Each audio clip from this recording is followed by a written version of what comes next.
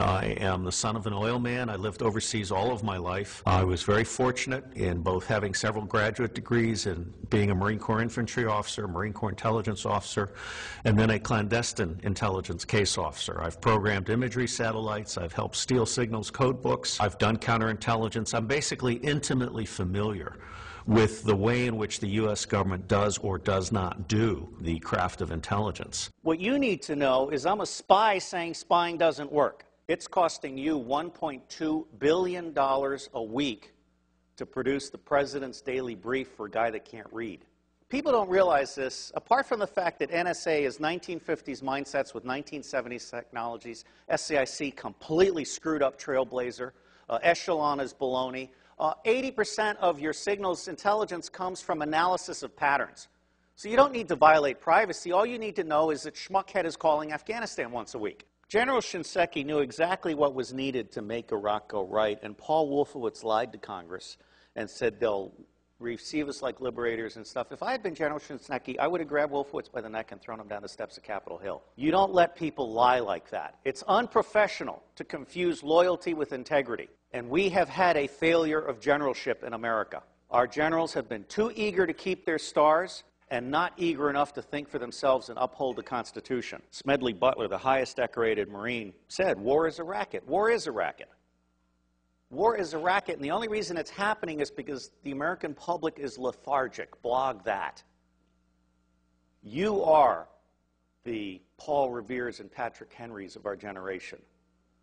Bottom-up horizontal connection is key. Sharing at all levels, not top-down control. Public intelligence and influence is about to take off. We are about to bury rule by secrecy. Civil affairs is the focal point. The intelligence guys need to go back in their box. Bloggers, not informants, are key. The FBI is about to try and hire 2,000 informants in a Soviet police-style approach to security. That's idiocy. If you bloggers self-organize and attach yourself like leeches to specific issues, corporations, organizations, challenges, whatever, you will be the intelligence Minutemen of this century. The power is in your hands. There aren't enough guns to kill us all, and Halliburton can't build the jails fast enough to keep us down. Bloggers, as Linux is organized, where you grab onto an issue or something and you are part of a structured citizen journalism blogging thing that lets no evil doing go unnoticed, that rules. So I think we're at a turning point. I think we're at the very beginning of a historic tidal shift in power, restoring the Constitution. I don't know how many of you are following this, but the Comptroller General has told Congress the United States of America is insolvent. We're out of Schlitz. We literally have no money to make it to the next decade. Now, there's some very easy solutions. I could eliminate all income taxes tomorrow and have more than enough money to fund the government by using some other guy's bright idea. We tax the Federal Reserve at 0.0006, doubles our money until we decide to put them out of business permanently, because we certainly should not have central banks. We've put together an electoral reform pledge, and it's my view that any member of Congress, any member of the Senate that refuses to sign both the constitutional pledge supporting the Constitution and the electoral reform pledge should be put out of business. And I believe that will be 95% of all of these people. It may be time to literally dump Congress on its ass and start over. The government has gotten stupid to the point that it can't write a statement of work. And so they ask the contractors to write a statement of work, and the contractors write a statement of work saying, you need more of what I haven't been able to sell. And the government says, oh yeah, right, good. Put it in the budget. This is real shit. I can crack all 10 of the top-level threats to humanity in less than 25 years for less than 1/3 of what the world is spending on the military. Blog that. And I will tell you the price of buying back the United States government. It's $500 million a year.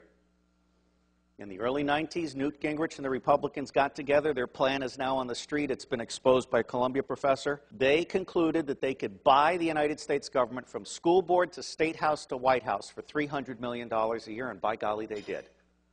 And every single member of Congress is impeachable for having abdicated their Article I responsibilities under the Constitution and serving as foot soldiers for the president and his mendacious vice president. If you confiscate all the wealth in the world, which I do not advocate, all you have is a $5 bill for every one of the 5 billion poor on the planet. For what we have spent on the Iraq War, I could have given a free cell phone to every one of the 5 billion poor on the planet. I could have taken the 10% residual capabilities on DoD satellites, abandoned communication satellites, and I could have provided free T1 to the Southern Hemisphere. Blog that. That's the kind of stuff we have to do. Because if we don't do that, those 5 billion people, instead of producing wealth that stabilizes the earth, are going to produce plagues, epidemics, criminal gangs, drugged up people. Ralph Peter's a friend of mine, and the bottom line here is the only path to wine, women, and wealth for badasses anywhere on the planet that have no money is guns. And what's happening here is we're at the very beginning. We're just starting to come out of our little eggshell. When the industrial era began, it broke the connection between kinship and trust. And it started treating people as commodities. And then we lost sight of our government and we allowed the corporations to buy the government. The United States of America no longer represents we the people. But you can change that. The reason it's not working today is because we have a military-industrial complex that profits from secrecy and war, and it does not profit from efficiency and peace. Blog that. The bottom line here is that central banking is an evil cancer. These people are selling us credit they don't have so they can take profits they don't deserve out of our pockets. That's nuts. The United States government is constitutionally chartered to print money on the good faith and credit of all of us and not pay interest. Why are we being such fools? Well, unfortunately, if you fight them, you get assassinated. Lincoln and Kennedy were both about to print money and not borrow from the banks. I can't connect those two dots, but I can tell you they're side by side. But the reality is the federal government is broken in every possible way. And it's going to be localized, bottom-up resilience networks. They're going to save us. That's where you guys come in. Our educational system stinks.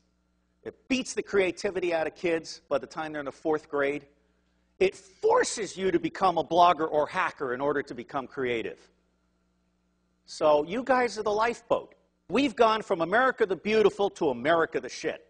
Now, I believe we need to start blogging retrospective impeachments. I'm not saying we need to hang them or tar them or feather them, just out them. I think it's time for citizen investigative journalism to go deep and go back and go current. And people need to understand they can't get away with this stuff. There is absolutely no lack of solution, and there is also no lack of money. What is lacking is the popular political will to exercise our God-given right to be in charge. I got thrown off Fox News for saying the global war on terror wasn't real. Well, it's not. Okay? I mean, until we can get to one man, one bullet for the top 6,000, we can contain the next level, and we can provide a quality of life for everybody on the planet at the lowest level, we're not going to get it. The Air Force solution for terrorism is to kill one guy in an entire village, which of course creates 100 to 200 additional terrorists because of that indiscriminate war crime. It's just nuts. And it's nuts because the media isn't doing their job, and so it falls to you. And my dream is to have someone adopt every zip code and start doing that weekly report for their zip code. And then those little reports will start having babies, and it'll start spreading. Your government is stupid, and they're stupid deliberately. The intelligence community does not do open source information because they like to think that the cabinet departments are doing their open source information. That's not true. The cabinet departments don't know how to do decision support. What they know how to do is take stakeholder interests and turn them into policy that increases budget share. That is not what I call reality-based budgeting. Politics today has gotten so dirty it's not worth anybody's time if they've got a brain. Well, I don't have a brain, I have a soul. And I believe that America needs to get back in the business of managing itself. I am absolutely certain that central banks are an evil. Central banks are screwing us all, or we'll have it right. We are pigs being harvested for profits. I do believe there are secret societies, although, you know, given a choice between conspiracy and incompetence, I generally go with incompetence. The Bilderberg Group, I just saw a list of who attended the last time, and it's almost a list of nobodies who want to be somebodies combined with somebodies on their way down. You know, I'm not that impressed.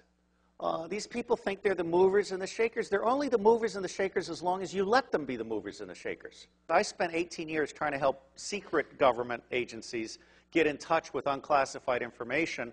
And Tom Atlee sent me an email, and he had this little signature blog where Buckminster Fuller said, don't try and heal a broken system, create a new system that replaces it.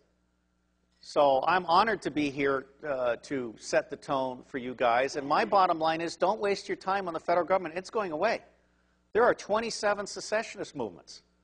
There are 9 distinct nations in North America. I anticipate some virtual separation in the Republic. And I think that you're going to find that, like Vermont, for example, is all of a sudden going to be seen by the rest of America as exactly where we want to be, or Seattle. And so that's called the spike theory of change. As soon as one state gets it perfect, it's going to spread like wildfire.